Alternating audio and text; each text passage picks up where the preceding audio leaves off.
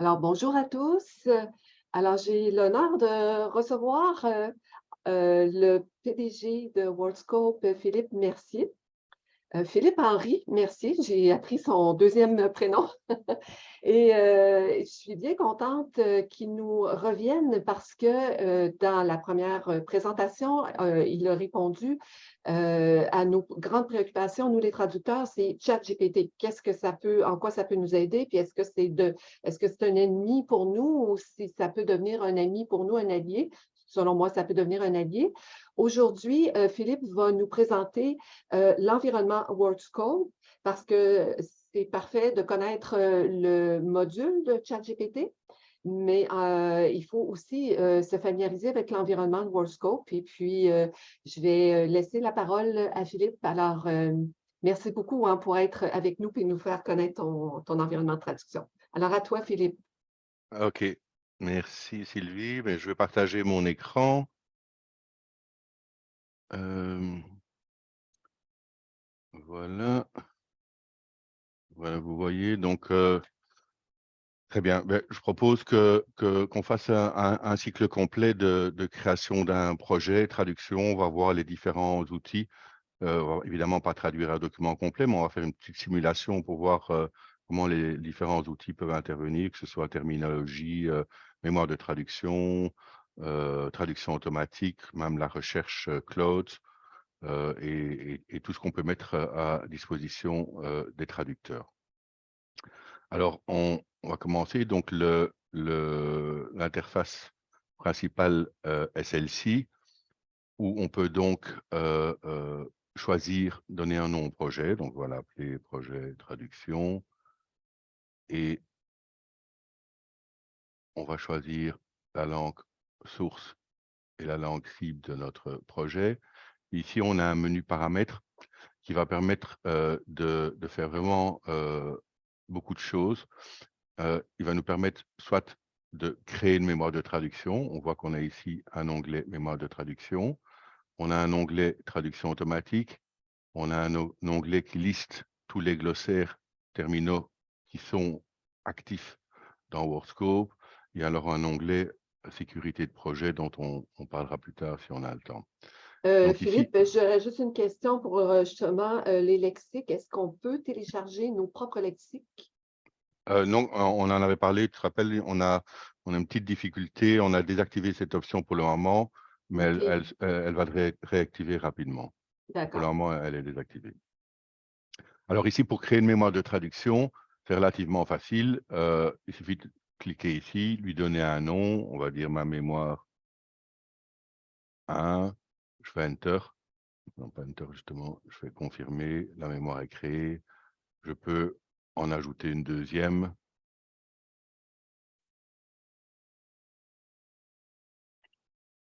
etc. Je peux en créer comme ça autant que je veux. Alors, on va les désactiver pour la suite. Donc, une fois qu'elles ont été créées, vous voyez ici en bas apparaissent toutes les mémoires de traduction dont je dispose. Et quand je crée un nouveau projet, je peux dire, tiens, dans mon projet, je vais utiliser ma mémoire 1 et ma mémoire agency Y, par exemple, si je travaille pour cette agence, et ceci va par exemple être ma mémoire privée. Je peux aussi dire, est-ce que je veux que la mémoire soit utilisée en lecture seule ou est-ce que je veux que la mémoire soit mise à jour pendant le projet? Donc, si c'est par exemple la mémoire d'une agence où je veux partager mon projet avec un autre traducteur, peut-être que je veux qu'il reçoive de l'input de ma mémoire, mais que je ne veux pas que ce qu'il traduit soit enregistré dans cette mémoire. Dans ce cas-là, je désactiverai la mise à jour. Donc, ça, c'est ici que je décide quels vont être les outils. Donc, je vais rajouter qu'on va utiliser Workscope Terminology et je vais rajouter ici aussi tous les moteurs de traduction que je vais utiliser pour ce projet. Donc là, on va par exemple activer celui-là, DeepL, Traduit Canada, moteur Reverso. On va les activer quasi tous. On va voir à quoi ça va servir. Il y a d'ailleurs un article sur le blog, Sylvie, Ah oui? où on parle justement de pourquoi est-ce qu'on met plusieurs moteurs de traduction en même temps. On va voir que ça permet aux traducteurs de voir quelles peuvent être les variations et parfois attirer l'attention sur un mot ou sur un autre. Donc, c'est assez intéressant. Oui, effectivement. Donc, ici, voilà, on a configuré 2 mémoires de traduction pour ce projet. On a dit qu'on allait activer tous les moteurs de traduction automatique et on laisse activer tous les moteurs terminologiques. On peut les désactiver. On peut dire, par exemple, je veux utiliser que Termium ou que... donc, je crois qu'ici, on a le grand dictionnaire de la traduction. Voilà. Et on a Termium ici. Donc, vous pouvez décider, voilà, moi, je veux utiliser que ces deux-là. Bon, il y a des dictionnaires très importants. Je ne sais pas si vous connaissez, par exemple, IATE, c'est le dictionnaire de l'Union européenne. C'est un très, très grand dictionnaire. D'autres, comme Term4 et Termdate, c'est des dictionnaires, l'équivalent de Termium en Suisse et en Espagne. Voilà. Il y a la terminode des Nations Unies, la terminode de l'OTAN, puis certaines plus spécifiques. Mais ça, je vous laisse regarder à votre aise. Oui, merci. Donc voilà, donc ça c'est configuré pour le projet. Il va garder cette configuration pour les projets suivants. Donc une fois que, si vous travaillez toujours le même client, il ne faudra plus aller changer ça, il va conserver cette configuration. Alors ici, pour traduire un fichier, on va juste faire un drag and drop sur l'interface et on est prêt. Il va donc lancer une analyse où on va compter une analyse classique. Je vais déplacer ma petite fenêtre.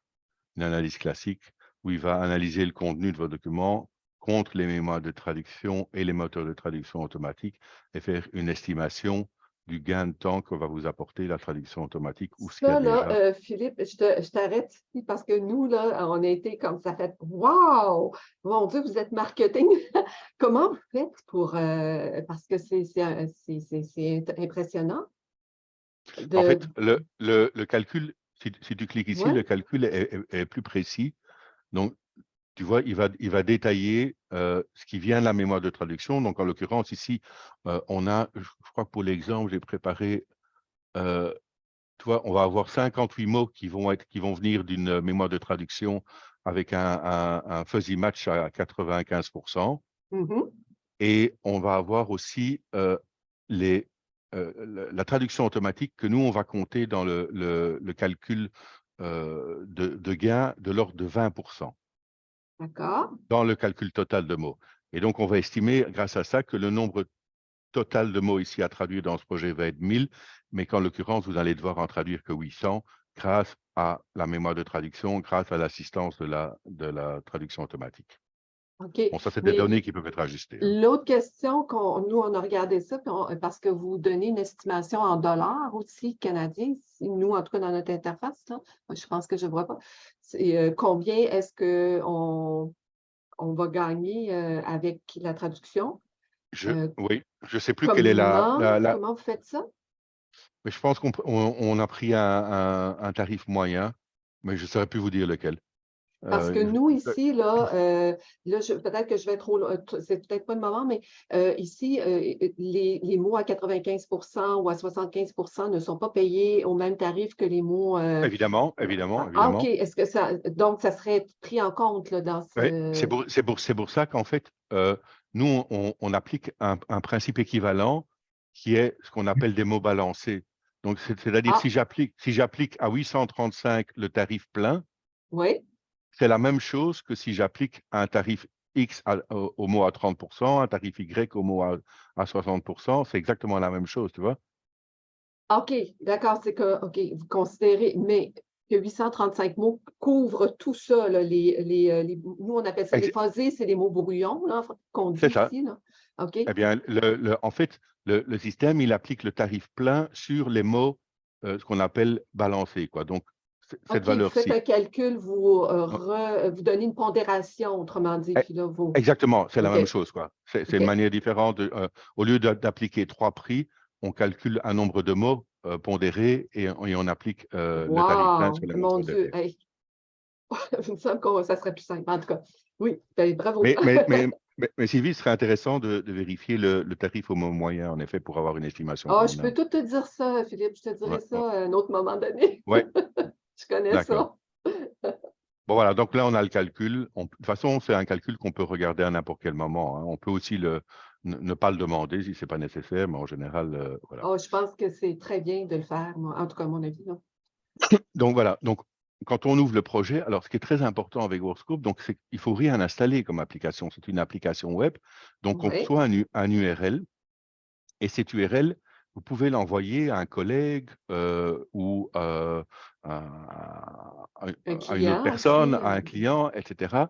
Et même si cette personne n'est pas client chez Ouais, Workscope, il va pouvoir avoir accès à ce projet.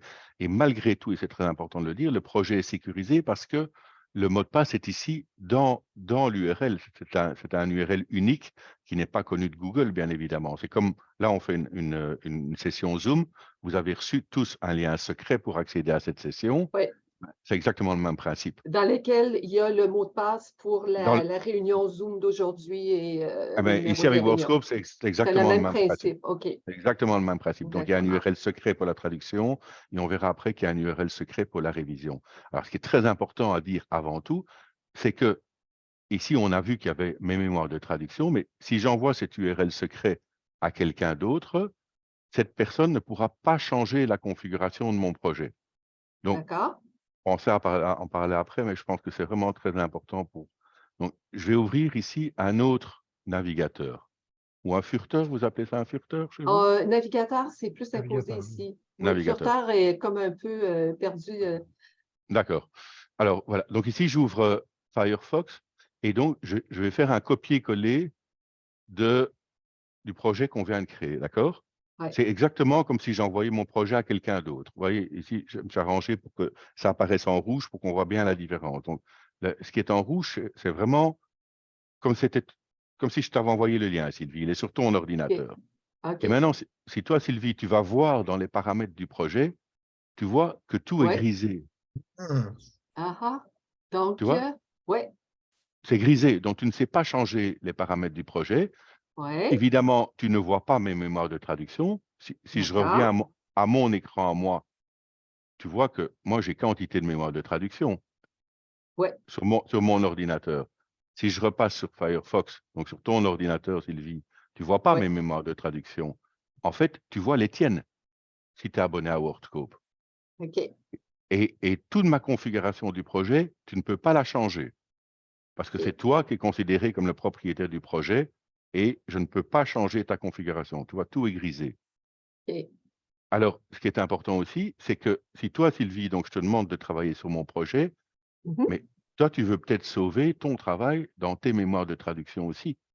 Et Ouais. donc, si tu es client de Workscope, tu peux dire, mais j'ajoute ma mémoire de traduction au projet que je t'ai confié.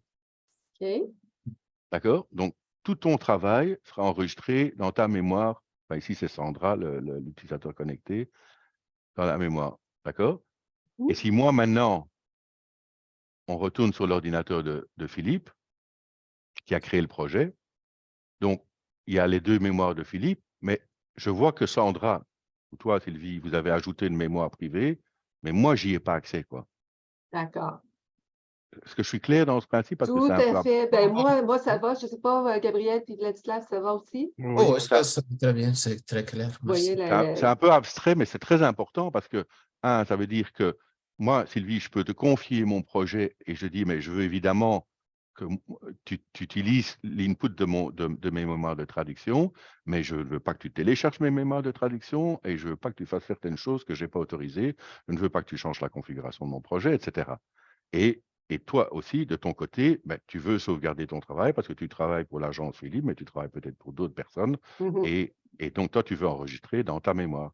Et donc, le Est-ce que système te permet de faire ça. quand il va avoir, vous allez avoir réglé le problème avec la terminologie, est-ce que ça va être un peu la même chose? Je veux que tu regardes ma Exactement, terminologie, exactement. La mais terminologie, je veux pas que tu vois la terminologie de mes autres clients, etc. OK. Ça, on la traite exactement comme les de la mémoires même façon. les OK. traductions. C'est la même chose. Et au niveau des mémoires de traduction, on n'a pas de notion de sens. Donc, si par exemple, tu fais un projet anglais-français et Mhm. demain, ton collègue veut utiliser la même mémoire pour faire un projet français-anglais, eh bien, Mhm. ce sera la même mémoire. Il ne faut pas l'exporter, la réimporter comme dans certains logiciels. Le système va comprendre, il va l'inverser tout seul, quoi. Donc, il Est-ce n'y a que pas les ce genre mémoires de. sont en format .tmx? J'imagine que oui. Oui, tu peux OK. importer ici, Tout tu est vois, OK. importer de mémoire ici, C'est tu ça, peux parce que l'importer, j'ai plein tu de peux mémoires de l'exporter, TMX. OK. tu peux l'exporter la mémoire de traduction. De nouveau, si on va ici, non, c'était pas ça, chez, où est-ce qu'il est, mon Dieu? Firefox, là. Nous, si je vais dans les projets, moi, j'ai évidemment pas, tu vois, d'option pour exporter ta mémoire. C'est toi ici, Sylvie, l'ordinateur rouge. Toi, tu peux exporter ta mémoire, mais moi, je ne peux pas toucher à ta mémoire, évidemment, OK, quoi. puis je peux en Donc ça, c'est très importer. important de Ouais. dire qu'on peut partager la mémoire. Et en plus, c'est intéressant à double niveau, c'est-à-dire que c'est quelque chose qu'on va peut-être voir après aussi. Si c'est des grands projets, on peut demander au système de découper le programme. Et donc, même si vous avez, disons, un fichier PowerPoint, un fichier Word ou 20 fichiers Word et 4 fichiers Excel dans le même projet et qu'il y a des problèmes de délai, vous devez le découper entre plusieurs traducteurs, Ouais. c'est WordScope qui va s'occuper de couper ça sans tenir compte de si c'est Excel ou Word, etc. Et si vous travaillez en même temps, évidemment, dès que quelque chose est enregistré dans la mémoire, parce que moi, Philippe, je traduis un segment, si 2 minutes après, toi, Sylvie, qui travaille sur une autre partie du projet, tu as un segment similaire, bouf, tu vas recevoir ma traduction, évidemment, puisque ma mémoire est en ligne. Et identifier aussi, je vais savoir que c'est toi qui es l'auteur du segment, donc Tout c'est à fait. fiable. OK. Et donc, le projet va vraiment être mis à jour en live Ah là, c'est ça. et tout le monde va bénéficier des mémoires de traduction. Ça, c'est l'intérêt d'avoir des systèmes online, évidemment, quoi. Mm. OK? Bon, là, Ouais. on a peut-être été trop loin au début, mais enfin, c'est intéressant. Comme ça, vous comprenez bien ce principe de partage et choses. Donc, qu'est-ce qu'on a ici? Donc, on voit que on a ajouté une mémoire de traduction. On voit ici qu'à droite, on va recevoir toutes les suggestions de traduction et le système va montrer les différences. Donc, on voit ici qui parle de, ça c'est en rouge les mots enlevés, etc. Donc, attendu que, attendu que, attendu que, tu vois, tandis que le premier, par exemple, c'est considérant que. Ouais. Donc, c'est ça qu'on veut montrer. Bon, je ne sais pas si c'est le meilleur exemple ici, mais c'est que le système va parfois dire, tiens, ce mot-là est différent dans telle ou telle traduction, et en tout cas, va attirer votre attention.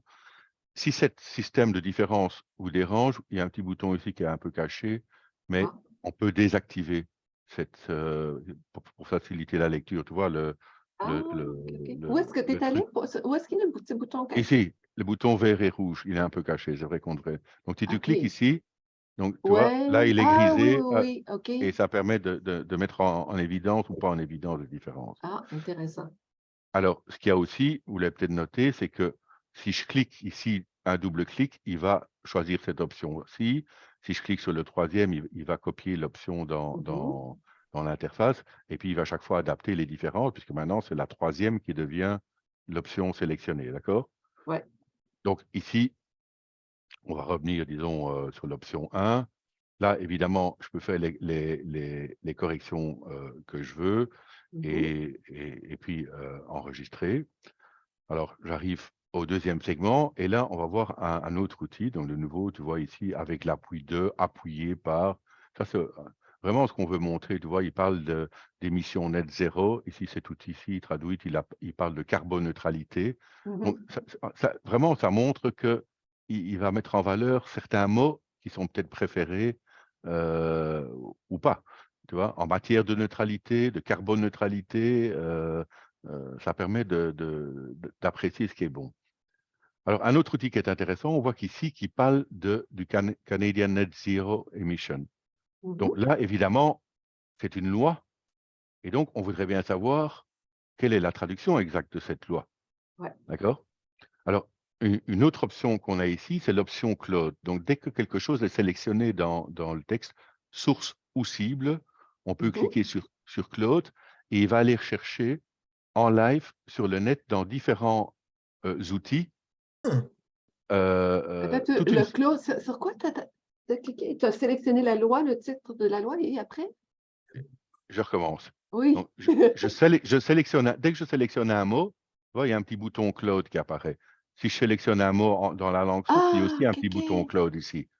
Donc ici, Ah, je voudrais voir s'il existe des traductions existantes pour ceci, parce que j'ai besoin de trouver la traduction la plus précise possible, évidemment. Alors, au lieu d'aller sur Google et d'aller sur des sites comme Lingui, vous connaissez peut-être, ou des sites, oui, des très bien. concordanciers, comme Ouais, Traduit, etc., ouais. eh bien, ici, en cliquant sur l'option Cloud, WordScope envoie directement à plusieurs concordanciers en même temps. Et donc, ici, il y en a un qui s'appelle Trex. Ici, il y en a un de WordScope. Et par exemple, on a Traduit et on va voir qu'il tombe sur la phrase, vous voyez, la loi canadienne sur la responsabilité en matière de carboneutralité. Et on voit que c'est extrait d'ici. Donc, OK. on peut soit faire un copier-coller de cette traduction ou voir si elle était bonne dans ce qu'on avait ici. Donc, ici, tu vois, on a la loi canadienne sur la responsabilité en matière d'émissions net zéro, tandis que la traduction correcte, elle a l'air, donc, elle était d'être en matière de carboneutralité. Et là, qu'est-ce qu'on voit? C'est que Traduit, lui, donne la correction correcte. Donc, Ouais. qu'est-ce qu'on va faire? Eh bien, on va se dire, voilà, on va choisir Traduit pour commencer parce qu'on est sûr qu'au moins cette loi est correcte. Bon, ici, il donne un potentiel problème d'orthographe qu'on va ignorer. Et voilà, donc là, on est sûr qu'on a ce bon segment. Éventuellement, on peut encore changer le reste du texte.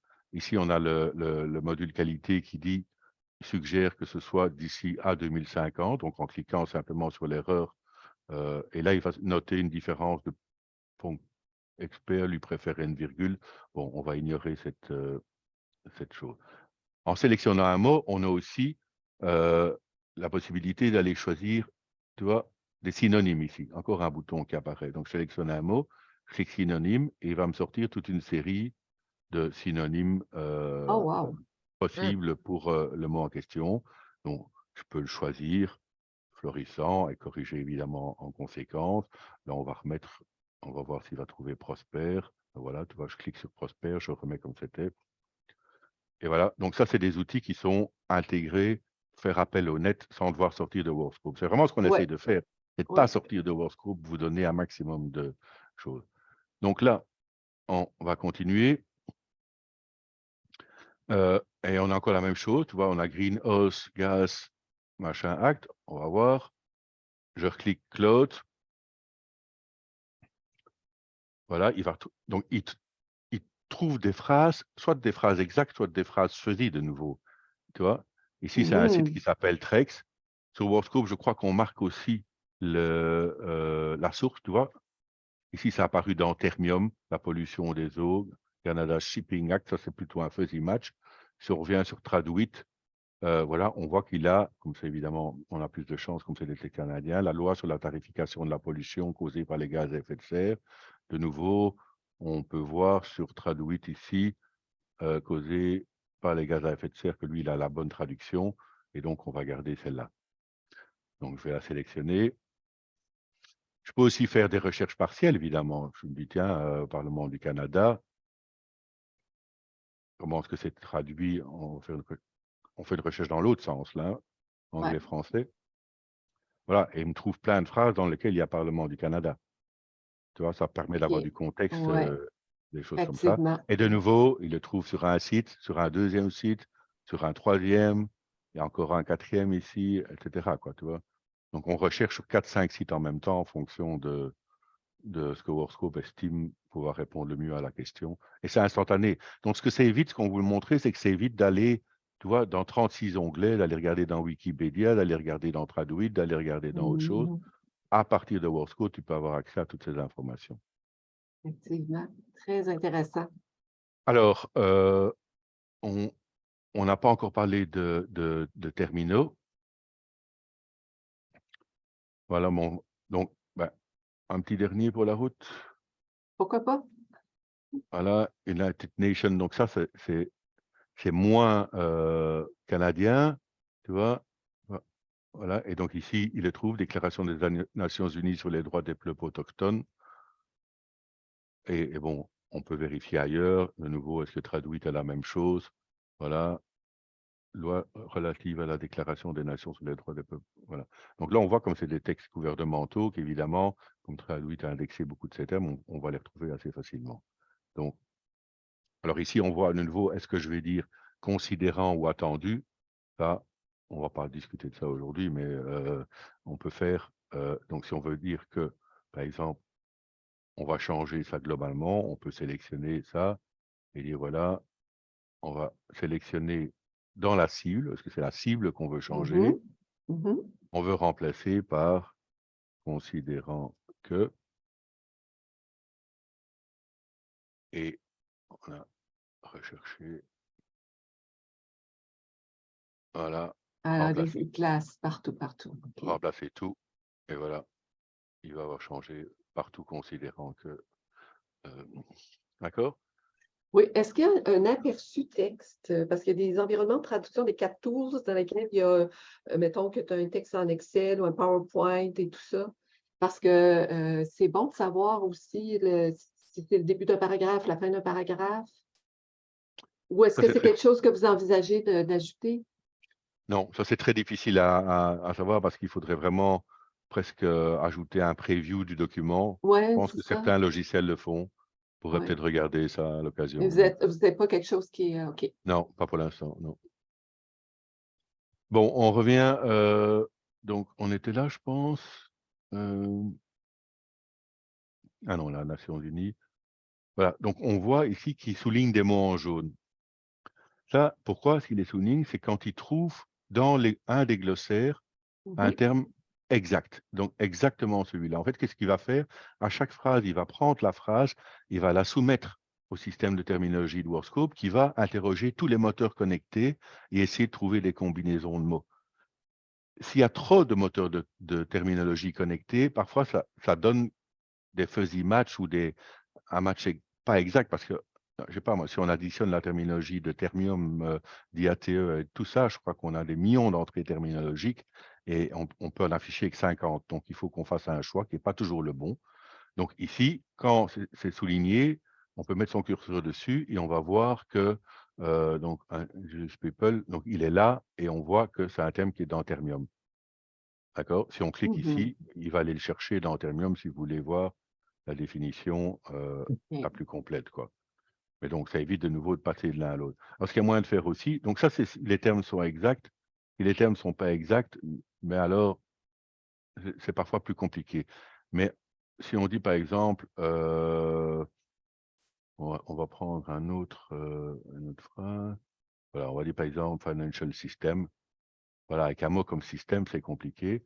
On va le Mhm. sélectionner et on peut aller ici dans recherche. On va dire, on va rechercher dans les textes sources. Et là, il va rechercher partout. Dans la mémoire de traduction, il va rechercher dans la traduction automatique, dans tous les glossaires terminologiques, ce mot-là.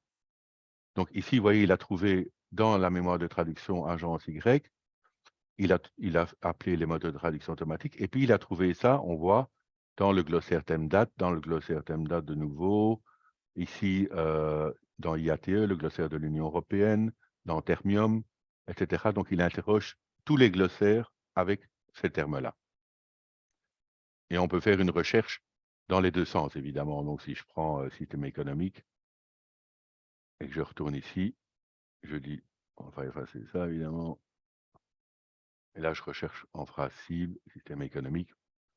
Et voilà, même chose, il le trouve dans le glossaire de l'Union européenne, tous les termes, vous voyez, qui sont proches de ça. Donc ça, c'est une recherche plus précise que la recherche automatique, en fait.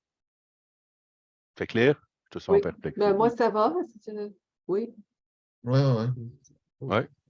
Mm. Donc c'est vraiment de nouveau C'est puissant. C'est puissant. plusieurs manières de rechercher. Ici, Mm. je reviens 2 secondes en arrière parce que j'ai oublié quelque chose.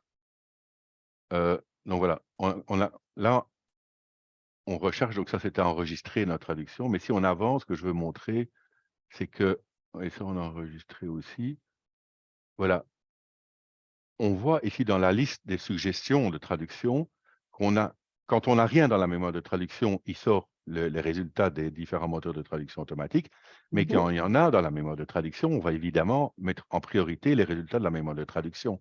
Et c'est ce Mhm. qu'on voit ici. Tu vois, pour ce segment, on a 1, 2, 3, 4, 5, 6, 7 propositions, dont une est un 100% et une est un 98 pour 98%, et le système montre les différences. Donc, tu peux l'adapter. Et de nouveau, si je clique sur ceci, il va prendre la proposition. Si je double-clique sur cela, il va reprendre la proposition. Donc, ce que je veux montrer, c'est qu'évidemment, quand la mémoire s'alimente, elle vient en priorité sur tous les autres systèmes. Très bien. Est-ce clair? Oui, Oui. moi, ça Alors, va très bien. on a avancé un peu. Donc, En train de je me peux- dire que les simulations d'examen que vous avez faites, Gabriel et Vladislav, là, la prochaine, elle va être corsée. Vous allez faire un examen avec tout ça. Oh, donc, Non, mais il va falloir les utiliser, par exemple, c'est ça. ouais, ouais. voilà. Maintenant, on en avait parlé déjà brièvement. Donc, on a parlé de Claude, on a parlé de terminaux, de recherche dans le terminaux, traduction automatique, on a parlé de mémoire de traduction, de synonymes. Maintenant, on a encore évidemment ChatGPT, dans lequel je peux lui demander, on a déjà vu, d'expliquer un terme, ou bien de... Maintenant, il va... Donc ici, soit je sélectionne un mot, soutien financier aux activités à forte intensité d'émission, par exemple, un mot ou plusieurs. Si je clique sur GPT, si ce n'est pas ouvert, il va l'ouvrir, il va copier le texte ici. Donc, de nouveau, je peux lui demander d'expliquer ça, il va essayer de nous donner plus d'informations, ce qui nous permet de nouveau d'éviter de sortir de WordScope. Certains disent, ah, mais ChatGPT n'est pas toujours fiable. Il ne faut pas oublier que quand on traduit un document sur le changement climatique, ben, on est censé quand même savoir de quoi on parle, donc pouvoir juger un peu. Bon, il y a aussi des options comme réviser. Réviser, ça va faire quoi? Ça va comparer le segment courant à l'original actuel, quoi. Mm. Donc, on fait ça.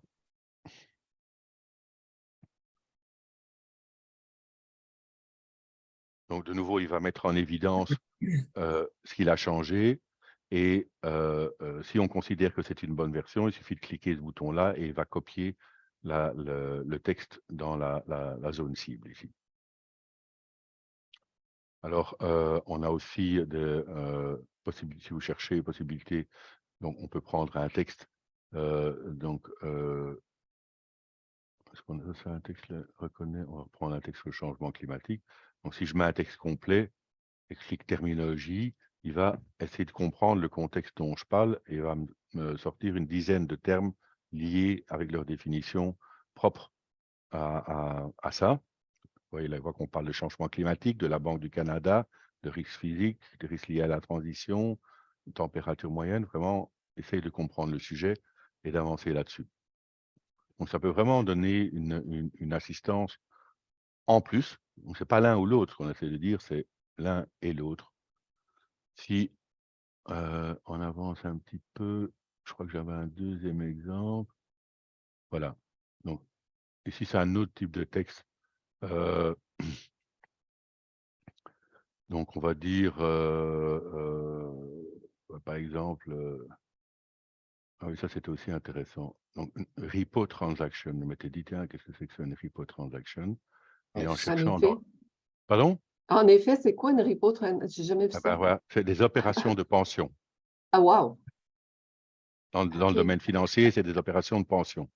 Et donc, tu vois, en cherchant sur Internet, tu vas regarder, tu vas dire, mais on voit qu'en majorité, on parle d'opérations de pension. Tu peux chercher sur d'autres, tu vois, même traduite, opération de pension.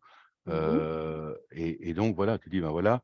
Et on voit qu'en effet, le texte parle de moyens financiers. Et alors, tu peux voir ici que, ici, tu vois, il parle de cet outil-là, il parle de transactions de mise en pension, opération de mise en pension, opération de pension, donc sur Reverso. Donc ici, ça a l'air le bon terme pour repo transaction. Donc, tu vois, le fait d'avoir accès à des outils comme ça permet de comparer, de voir en contexte quel peut être vraiment le bon terme. Il y avait une question qu'on se posait entre les boutons définition et expliquer. Ils sont très proches. Ouais, c'est ça, on se posait. Ils sont très proches. Le définition, a priori, on lui demande plus la définition d'un terme ou, tu vois, d'une paire de mots. Tandis qu'explication, tu peux lui donner un paragraphe complet. Il va Ah, essayer de OK. comprendre le sens de la phrase. OK. Ça, mais ils sont proches, tu as raison. OK. Je pense, peut-être si tu demandes définition sur un paragraphe complet, mais l'idée, c'est vraiment, c'est ça la différence. D'accord. D'accord? Alors, on peut évidemment aussi, on a déjà vu, lui demander donc on va effacer ça pour être très clair, de reformuler, où il va pouvoir donner éventuellement ça permet de nouveau d'avoir des idées en plus de ce qu'on a déjà. C'est pas toujours facile de rephraser une phrase. Et vraiment, ici, comme c'est un système compliqué, le fait d'avoir accès à ces options-là, on peut chercher dans le cloud. Regarde, on peut chercher, si on reprend tripartie, on demande à Chat d'expliquer, de nous donner une définition. Ben, Sylvie, voilà, on va voir ce qu'il va nous dire. Oui, ça on a compris entre trois parties, mais tripartie, je crois que c'est... Une tripartie est un contrat entre trois parties, oui. Ouais, voilà, un fournisseur. Moi, j'avais vu aussi que, je crois que j'avais essayé sur une partie du contexte, il me parlait d'accord gouvernement fédéral, local et quelque chose comme ça, quoi.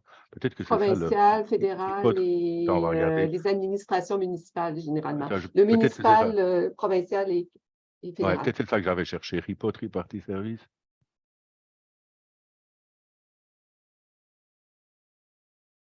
Non, bon, bref. Mais bon, ça montre qu'il y a moyen de chercher ça de différentes manières. Et même chose, qu'est-ce que c'est le collatéral? Voilà, toi, ça, c'est plus avoir le sens de demander une définition. Oui, on parle de collatéral, je crois qu'il y avait un terme. Bon, bref, de toute façon, on a vu un peu l'idée. Ouais. Je ne sais pas si vous avez des questions à ce stade au niveau de l'assistance dans la traduction. Ben, dans l'assistance avec, en général, non. C'est plus ChatGPT, c'était un petit peu les boutons. On OK. se demandait c'était quoi, là, ça se chevauche, à un moment donné, c'est ça. Donc, ici, qu'est-ce qu'on a? Donc, effacer, ça c'est parce qu'il y a un moment, quand ça devient trop long. Comme ça Ouais. peut être une conversation, hein, comme on a dit. Hein, donc, tu peux dire... et soit tu peux poser une question comme ça, et il va tenir compte de ce qu'on a demandé auparavant. Donc, si je marque n'importe quoi aussi, mais...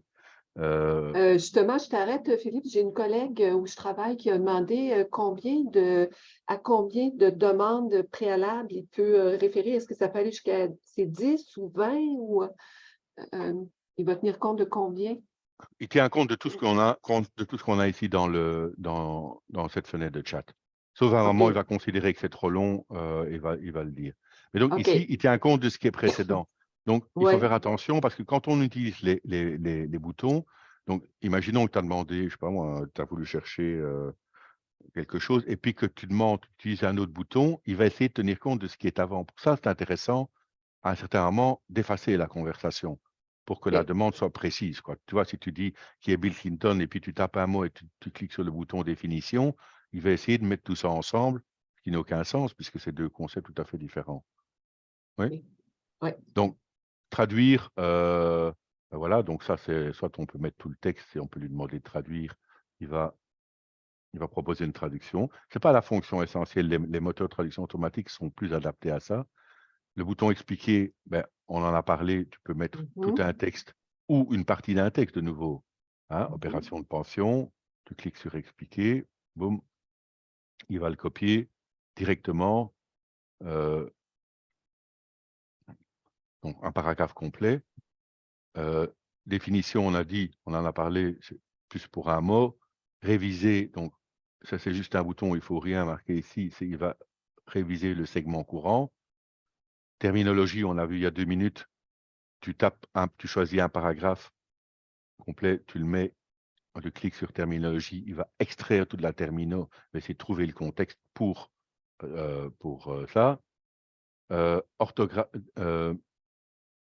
Orthographe, même chose. Donc, on va le faire exprès. Hein. On va prendre un paragraphe et donc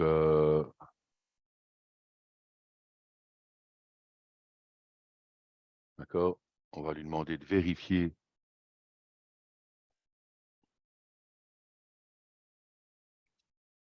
Toutefois, il n'a pas trouvé le premier. Pour ça, il attend pas encore tout à fait. On attend avec impatience la version 4 qui, elle, est parfaite à ce niveau-là. Et elle liste même les fautes qu'il a corrigées et pourquoi il les a corrigées. Mais donc ici, là, c'est la version 3 de ChatGPT qui est encore perfectible. Orthographe, rédiger, ça c'est, tu peux, on va dire,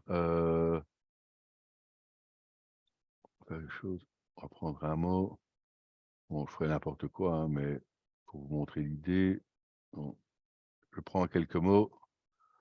Bon, ça n'a pas beaucoup de sens ce que je fais, mais on peut lui donner une série de mots et il va construire ça dans une phrase. Donc parfois, de nouveau, c'est une bonne manière de réécrire un texte. À la limite, vous prenez le texte existant, vous enlevez quelques mots qui ne conviennent pas, il va le reformuler de manière différente. Plus et source, ça c'est des boutons qui permettaient de demander de l'information complémentaire, mais qu'on va désactiver parce qu'à un moment, quand on demandait la source de son info à ChatGPT, il répondait et donnait un lien, mais dans 9 cas sur 10, le lien était cassé. Donc, Ah, OK, donc ça, pour ça sert à, l'instant, c'est pas ça sert à rien, non. ça sert à rien. De nouveau, on attend la version suivante pour, pour réactiver ça. Puis on n'a pas OK? besoin d'ajouter des opérateurs booléens comme un plus ou un et ou des choses comme ça pour quand on met plusieurs concepts un arrière de l'autre, lui, il Non, s'occupe de c'est ça, tu les mets et puis il ressort quelque chose, quoi. il sort quelque chose. Et Mmh. donc soit on pose une question, soit tu as les boutons. Ce qu'on pense ajouter aussi, parce qu'on a fait beaucoup d'essais, bon, à mon avis, on attendra la version suivante, c'est qu'il y a moyen de lui demander d'adapter les réponses à une audience.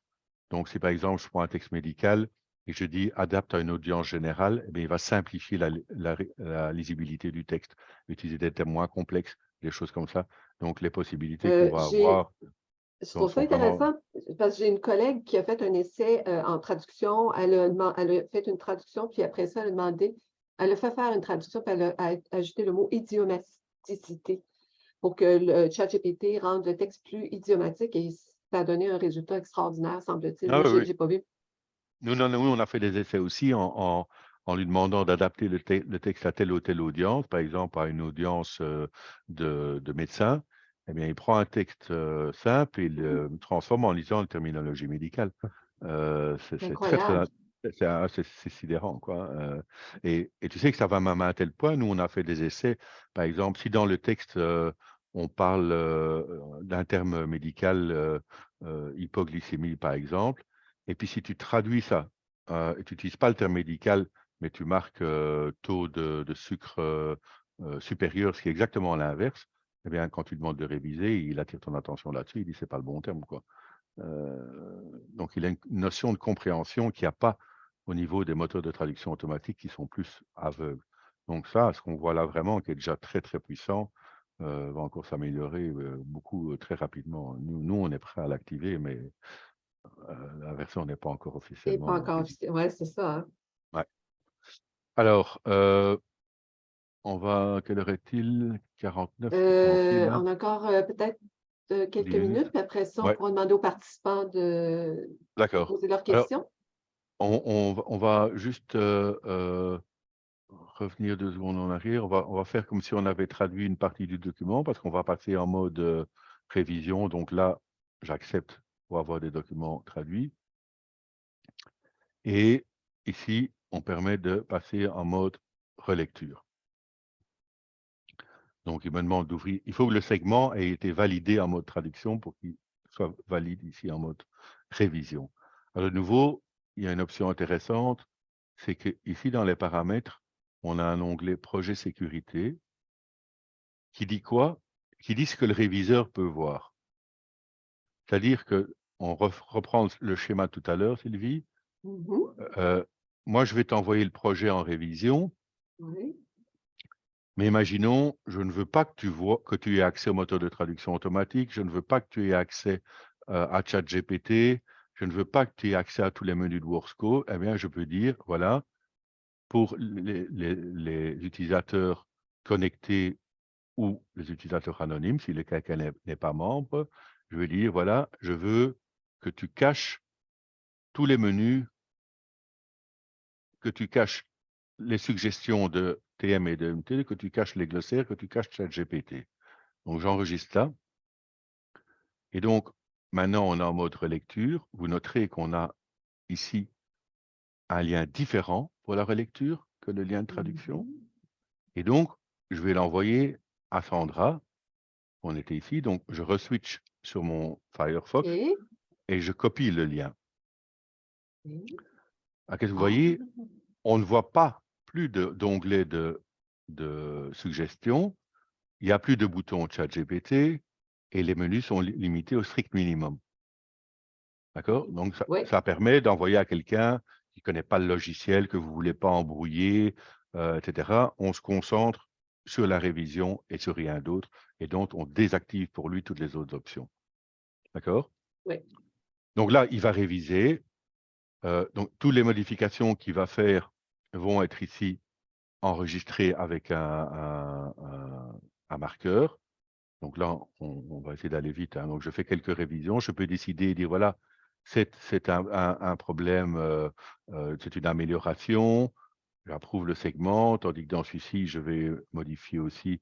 Je vais dire, tiens, voilà, je fais telle autre modification et c'était une erreur. Et donc, je le signale.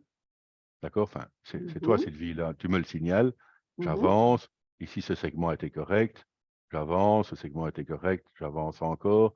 Et on va faire une dernière correction ici. Je fais quelque chose d'un peu stupide, mais c'est comme ça, on voit bien ce qu'on a changé. Et voilà. Donc, Sylvie, tu as terminé ton travail. Imaginons, tu me dis, voilà, Mhm. Philippe, c'est fini. Et donc, moi, qu'est-ce que je peux faire? Je peux retourner ici dans Dans- le segment et je me dis, tiens, attends, il faut que je recherche le projet, évidemment. Je ne sais pas. Bon, ici, je vois, on a révisé que 2-3 segments, mais quand c'est un grand projet, je n'ai pas envie de parcourir 1000 segments pour savoir ce qui a été changé. Et OK. donc, ici, on va parler d'une dernière possibilité qui sont les filtres. Mhm. Donc, pardon, pas la recherche, les filtres ici. Donc, je peux dire, Ouais. je veux voir que les segments qui ont été révisés et changés, en l'occurrence, quoi. Révisés, approuvés, ce serait tous ceux qui sont en vert, mais Mhm. seulement ceux qui ont changé. Et donc, il va me dire, voilà, il y a 3 segments qui ont été changés et va me permettre de les parcourir. Donc, tu vois, ici, il me met sur le premier, il me montre que XXX. Là, OK. c'est le deuxième qu'on avait changé, mais le Mhm. troisième, on n'avait rien changé, si ma mémoire est bonne, on le voit. On Mhm. avait changé qu'au cinquième. Donc, le troisième, il va le passer, il va aller directement au segment 5 où on a la correction ZZZ. OK. Donc, ça, cette option de filtre, elle permet de passer vraiment que moi, je peux voir ce que tu as modifié sans devoir tout relire. Et on voit en grisé le segment précédent, le segment qui suit, parce que c'est Exact. important des fois pour faire Ah, ah, la absolument. contextualisation, là. Mhm. Voilà. Mais donc, OK. ça permet que tu vois uniquement enfin, que je vois, pardon, ce que tu as changé, C'est etc. ça. C'est ça. Alors, donc ça, c'est quelque chose. Alors après, je peux annuler le filtre. Et puis, bon, là, je vous laisse regarder. Il y a moyen de filtrer d'autres choses, les segments traduits. Il y a d'autres types de filtres, ceux qui en sont tombés je crois qu'on en avait un qui était un- ah oui, il faut enlever cette option-là, évidemment. Donc là, pour l'enlever, il suffit de cliquer la petite croix. Et là, vous voyez, celui-là, je crois que c'était à 95%, mais comme on a désactivé les mémoires de traduction ici, on ne le voit pas. Enfin bref. Donc, OK, dernière petite chose, encore 2 minutes, parce que tant qu'on a 2 écrans, c'est intéressant de le faire. Donc, c'est de nouveau toi, Sylvie, d'accord? Ouais. Imaginons, tu ne comprends pas bien ce terme, tu as envie de me parler. On l'avait vu Mhm. brièvement la fois dernière, je crois, Sylvie. Tu peux, pour ce segment, dire, tiens, j'ai une hésitation sur ce terme. Peux-tu vérifier avec le client? Donc, soit je me mets un post-it à moi-même, soit, donc je suis Sylvie, hein, toujours. Mhm. En rouge, je suis Sylvie, d'accord? Je peux OK. faire être et je dis, tiens, envoie ce message à Philippe. On va bouger l'écran, vous le voyez mieux. Une Donc, liste de contacts, autrement dit, tu as une liste de contacts intégrée? non, ça, je vais montrer après ça. Il Ah, faut OK. créer une équipe pour ça. Mais ici, j'ai une Ah, équipe. OK. Donc, ici, donc Philippe est en ligne ici, d'accord? Oui. sur l'écran bleu et Sylvie est ici. Donc, je lui dis, Ouais. j'envoie ce message à Philippe et je valide. Et regardez bien ici à gauche de l'écran, donc on est peu importe où physiquement, et donc Philippe reçoit un pop-up immédiatement avec le lien du Ah, oui, message oui, oui. que Sylvie lui a envoyé. D'accord? D'accord, oui. Si Philippe n'est pas en ligne, il va recevoir un email. Donc, si par exemple, je retourne sur l'écran de Philippe, donc il a le message Mhm, de Sylvie, et mhm. là, on va bouger l'écran dans l'autre sens, ou je vais le réduire. Donc ça, c'est bien quand on travaille en team, de nouveau. OK, je remets l'écran de Sylvie ici. Donc, ils m'ont confirmé que... Donc là, j'ai plus besoin de rien spécifier puisque je te réponds, Sylvie, d'accord? Ouais, Et donc, si toi, tu es en ligne, donc regarde de nouveau ouais, l'écran rouge, bing, ouais. tu vas avoir un pop-up ici. Ah oui.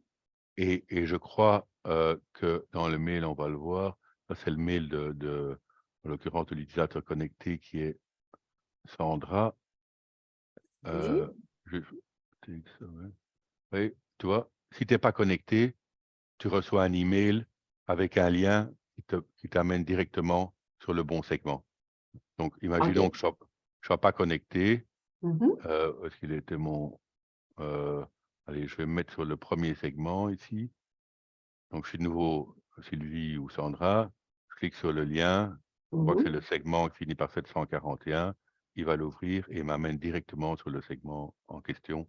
Donc, ou tu peux me répondre facilement. Donc, ça, c'est intéressant, soit pour se mettre des post-it à soi-même, on n'est pas obligé de mentionner quelqu'un, mais si on travaille à plusieurs, ben, ça permet de s'aider l'un l'autre ou d'avancer sur Il y a une chose, par contre, avec le décalage horaire, les fuseaux horaires, si mon collègue est en train de dormir pendant que Ah bien, il reçoit un il, courriel. Il il reçoit un reçoit le courriel. courriel, donc le matin, mon collègue, ma collègue doit vérifier ses courriels, la première chose à faire. OK. Il reçoit un courriel avec les liens, ou quand il se connecte au projet, tu vois, il y a un certain nombre de commentaires en mettant ici, Ils il y vont a tous la apparaître. la petite bulle, et tu Ouais, peux voir le fil de tous les commentaires. Donc ça c'est plus parfait. un petit outil de collaboration. Pour créer un team, on finit là-dessus. Oui, Donc, je reviens sur l'écran de Philippe. Si on va dans la liste des projets, ici, tu vois les projets oui. qui sont personnels ou, par exemple, il y a un team Philippe et tu vois, tu as créé une équipe ici. Donc, si je clique là-dessus, ça va permettre de créer une équipe. Et si je vais voir qui est dans le team Philippe, ben, il y a 3 utilisateurs, Sandra, Philippe et Système. Et je peux supprimer ou ajouter ou inviter des membres. Tu mets un email, les systèmes envoient une invitation et donc il fait partie de l'équipe Philippe. Une fois qu'il fait partie de l'équipe Philippe, il faut que le projet soit assigné à l'équipe Philippe. Actuellement, le projet est personnel. Si je clique dessus, je peux dire, voilà, c'est un projet du team Philippe. Et donc, tout le monde qui est dans le team Philippe va le voir dans sa liste de projets. OK. Là, ça Très devient bien. peut-être compliqué. Tout en une fois, on va s'arrêter, je pense. Enfin, je voulais montrer vraiment la Ben, merci. communication parce que je trouve ça, c'est intéressant. Merci beaucoup. On peut terminer, si vous avez des questions, Gabriel, Vladislav, Bruno, des commentaires. Vladislav, oui? En fait, ma seule question, bon, le reste, c'est quand même assez compréhensible. Moi, c'est les balises. Tout Ah oui. d'abord, quel est le but, en fait, quelle est la raison d'être, disons, des balises? Pourquoi certains segments les utilisent, pourquoi pas d'autres? Des fois, je reçois une erreur dans un segment que les balises sont comme mal arrangées. Ça, j'ai Les vu ça. balises, les balises, c'est le cauchemar du traducteur Oui. Ouais. et de nous aussi d'ailleurs. Puis, Parce dans que le fond, ce qui est... Oh, excusez. Oui, en fait, c'est quoi les balises? C'est si on regarde ça, c'est le texte original. oui. Et qu'est-ce qu'on voit si on agrandit un peu? Tu vois que, par exemple, les deux choses qu'on a regardées sont en italique. Uh-huh. Canadian Net Zero. Si on regarde ici, où est-ce qu'il est? Canadian, voilà, il est là. Donc, dès qu'il y a un changement de formatage, qu'il y a de l'italique, du Uh-huh. gras, un changement de paragraphe quelconque, eh bien, si tu travaillais dans Word, eh bien, tout à coup, tu vas traduire ici la loi canadienne, etc. Tu vas devoir après sélectionner et mettre en italique, comme dans l'original. Oui? Ouais, ouais. Tu suis jusque-là? Effectivement. C'est exactement la même chose ici. Donc, si je clique ici, j'enlève les balises. Dans certains cas, le système va l'accepter parce qu'il va dire, OK, il enlève l'italique, c'est pas correct, mais certaines balises sont plus gentilles. Et donc ici, dans l'original, la loi canadienne sur la responsabilité en matière de carboneutralité, elle est en italique. En sélectionnant ça et en cliquant sur balise, parfois il faut le tenir enfoncé, tu moves dessus, tu fais appliquer la balise 1 et va entourer ce que tu as sélectionné de la balise en question. Ça veut dire quoi? Qu'il va remettre de l'italique dans le texte final. Dans le fond, moi, ce qui est, j'ai vraiment essayé certaines options sans connaître vraiment qu'est-ce qui arrivait, mais j'ai trouvé qu'il y avait une option de copier les balises du texte source. C'est Mais ce que en fait, regarde, quand tu utilises la mémoire de les traductions automatiques, Oui, il met les balises. oui. D'accord? Mais parfois, il donne une erreur. Parfois, il les met mal. Oui, c'est ça. Donc, s'il les met mal, à ce moment-là, mieux c'est les enlever. Et, mais regarde ici, si tu vois, je l'enlève. Donc, comme ça, on voit vraiment en live. Je télécharge parce qu'à un moment, à n'importe quel moment, je peux télécharger où j'en suis. Donc, je télécharge le document traduit. D'accord? Je prends. On attend, c'est celui-là. Source.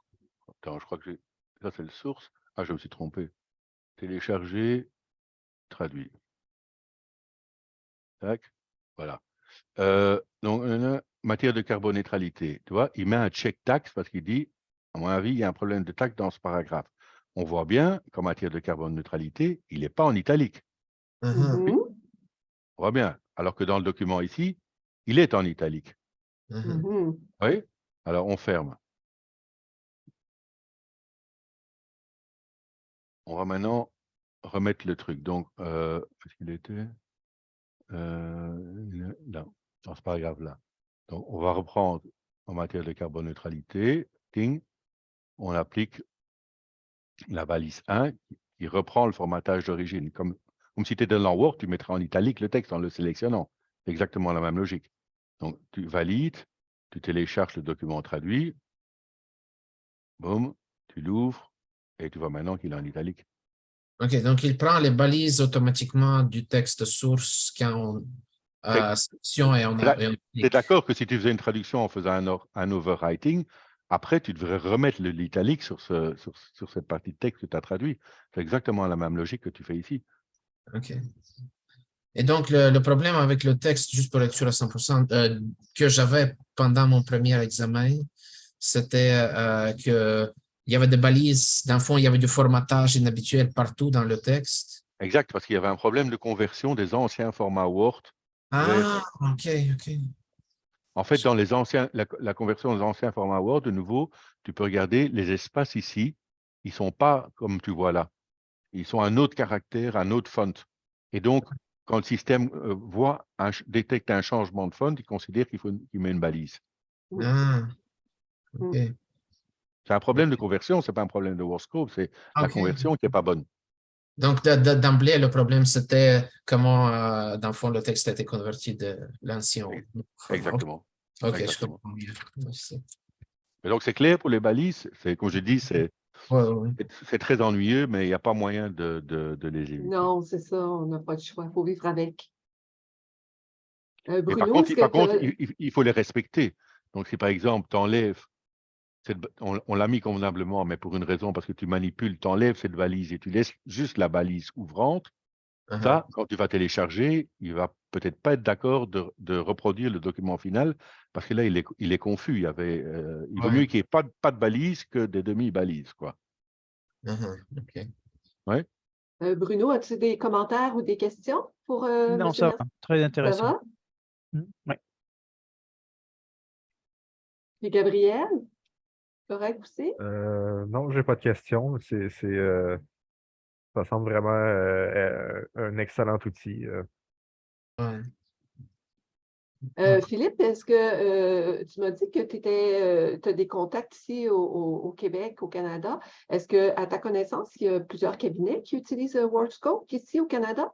Non, non, parce vraiment actuellement, on n'a pas à ma connaissance de clients Canada.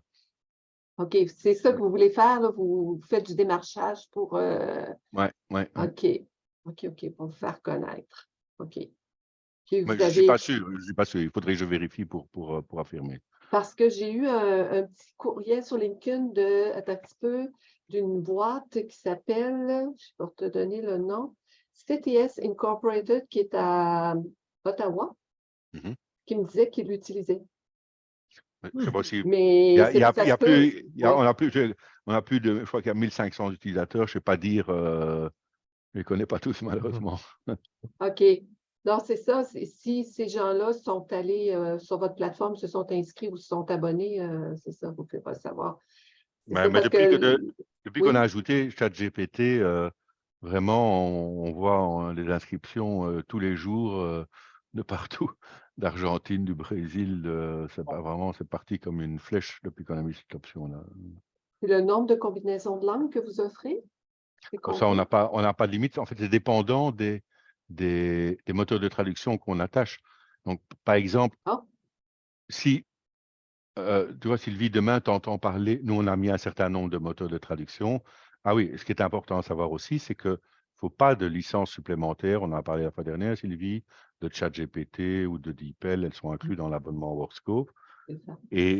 Mais si demain, vous connaissez un autre moteur de traduction ou, disons, on parle de tel ou tel gros cabinet qui aurait son propre moteur de traduction, on n'aurait aucune difficulté à l'ajouter parce que Workscope, depuis le début, est conçu pour pouvoir rajouter des pièces et interroger autant de choses possibles en Et même ce temps. cabinet-là garderait le côté exclusif de son moteur de traduction. OK. Exactement comme on a vu C'est au ça, début là. avec les mémoires de traduction. Donc, on pourrait connecter leur moteur et que eux seuls aient accès. C'est comme les mémoires de traduction sont privées, et là, ce serait un moteur de traduction automatique qui serait tout à fait privé et, et utilisable que par eux. On n'a aucune difficulté à connecter d'autres outils de correction de qualité, d'autres outils de traduction automatique. On parle beaucoup maintenant d'un concurrent à ChatGPT qui est BART. Dès qu'il sera disponible, mais c'est clair qu'on va le connecter. Notre but, c'est vraiment ça, c'est d'assembler un maximum Et qu'est-ce de... que vous faites avec les langues qui n'utilisent pas notre alphabet? Est-ce que ça va être quelque chose qui est possible actuellement? Ah ben écoutez, ça fonctionne bien apparemment parce que nous, on voit des projets japonais, traduction vers l'arabe, Oh, wow! et tout. Non, OK, Ah, ouais. ça marche. OK, ça marche. Ouais, Wow, c'est ouais. impressionné. Ben, J'aurais une écoute, question, excusez. oui, vas-y, Bruno.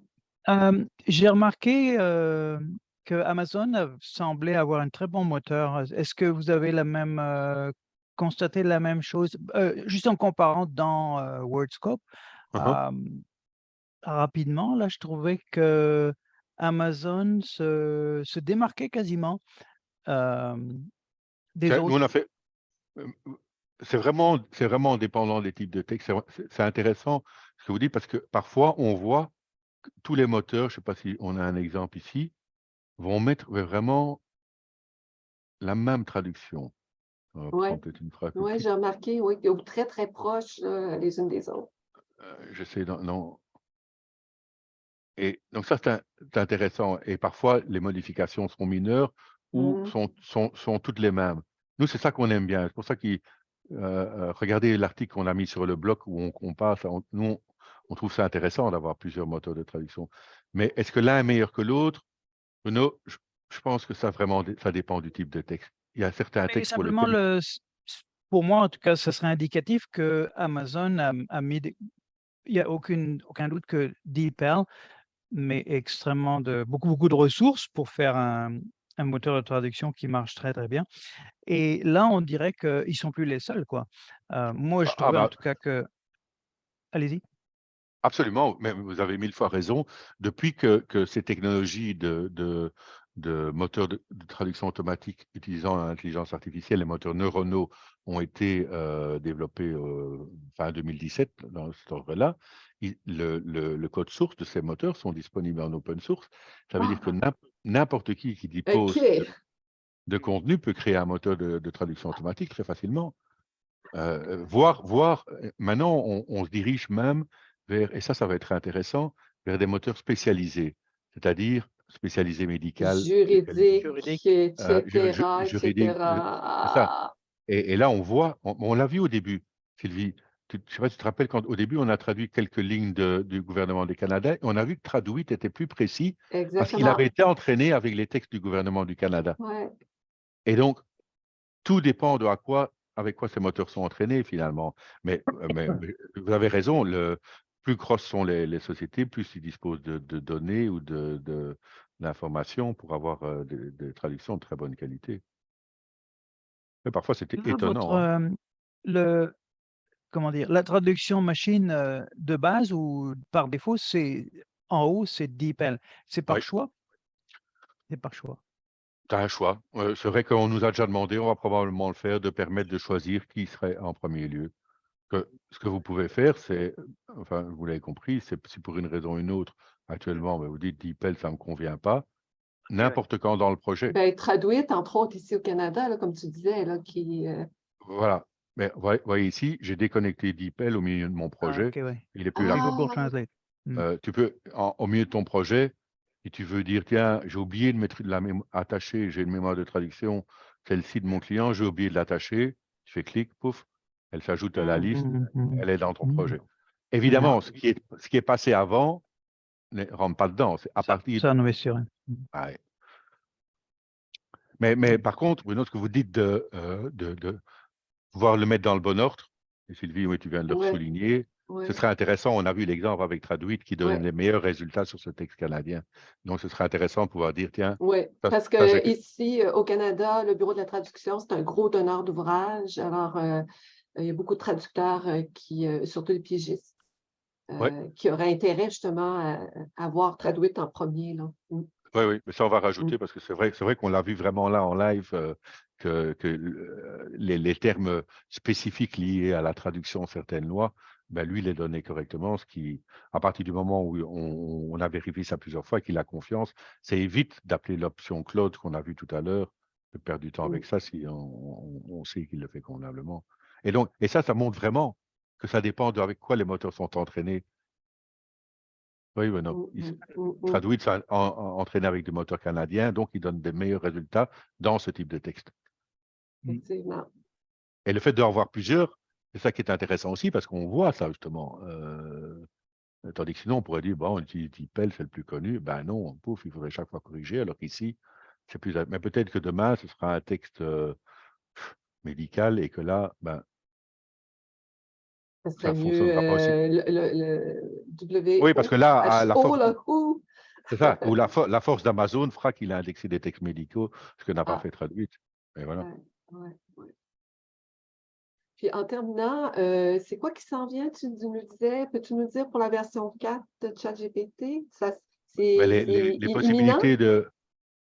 Non, on n'a pas de date. Enfin, OK. nous, on a une version démo, donc le workscope est adapté Mhm. à ça. Je ne veux pas en dire trop non plus sur tout ce qu'on a ajouté pour ne pas donner d'idées aux autres. Mais la version 4 donne de bien meilleurs résultats en révision et sur beaucoup de choses quand on rephrase, qu'on reformule un segment. Je veux dire, ça va mettre encore un niveau supplémentaire. Ce que j'ai remarqué avec les cartes conceptuelles, c'est qu'il y a des mots-clés à utiliser pour mieux générer une carte conceptuelle. Je ne sais pas pourquoi. Fait que, est-ce que ça, c'est. Toute la clé dans ces choses-là, c'est justement savoir comment le moteur est interrogé. C'est pour ça qu'en mettant les boutons préprogrammés, on Ah, arrive à d'accord. À des avoir meilleurs le résultats. meilleur résultat et ça évite de taper des OK. longues questions Là, je aussi. commence à comprendre c'est quoi l'enjeu, là. OK. Si taper des longues questions, ça va vous faire perdre du temps. Nous, ce qu'on essaye, c'est de vous en faire gagner, pas d'en faire perdre. Donc, OK. s'il faut faire des copier-coller, taper une question, veux-tu corriger, ben, tout ça, ça prend beaucoup de temps, quoi. Mais en révision, on va obtenir des résultats très étonnants. Donc, on attend avec impatience qu'il y ait un release officiel. Beaucoup. Alors, on va s'arrêter ici. Ouais. Puis, merci encore, Philippe. Et dans quelques minutes, je vais mettre l'enregistrement.